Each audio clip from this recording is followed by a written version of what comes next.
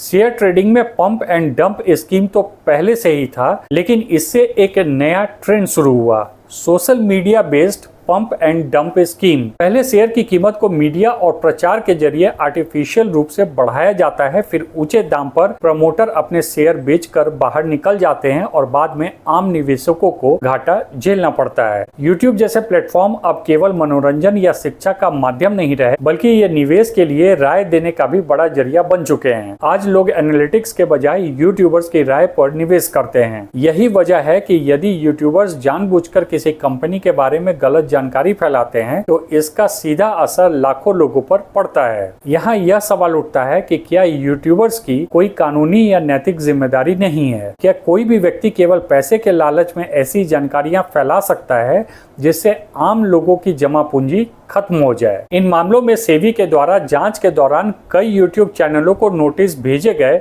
और कुछ मामलों में फाइनेंशियल पेनल्टी भी लगाई गई, लेकिन सवाल यह है कि क्या यह सजा पर्याप्त है? इस पूरे प्रकरण में एक बड़ा मुद्दा यह भी है कि आम निवेशक किस पर भरोसा करे। यदि सोशल मीडिया पर फैल रही जानकारियां फर्जी हैं और सरकार की तरफ से भी जागरूकता की कोई प्रभावी मुहिम नहीं चलती, तो आम आदमी किसके पास जाए? आज भी कई छोटे शहरों और कस्बों में लोग यूट्यूब को ही सबसे बड़ा जानकारी का माध्यम मानते हैं। इसलिए यदि वही यूट्यूबर्स गलत जानकारी फैलाएंगे तो नुकसान होना निश्चित है। इसका एक और पहलू यह है कि यूट्यूबर्स के बीच यह प्रतिस्पर्धा बढ़ गई है कि कौन सबसे पहले ब्रेकिंग इनसाइड न्यूज लेकर आता है। इस होड़ में कई बार तथ्यों की पुष्टि किए बिना वीडियो बना दिए जाते हैं। जब उन्हें हजारों लाखों लोग देखते हैं और उन पर विश्वास करते हैं तो यह एक सामूहिक भ्रम का रूप ले लेता है। साधना ब्रॉडकास्ट लिमिटेड के मामले में भी यही भ्रम लोगों की पूंजी को डुबो गया। यूट्यूब और अन्य सोशल मीडिया प्लेटफॉर्म्स को भी अपनी जिम्मेदारी निभानी होगी।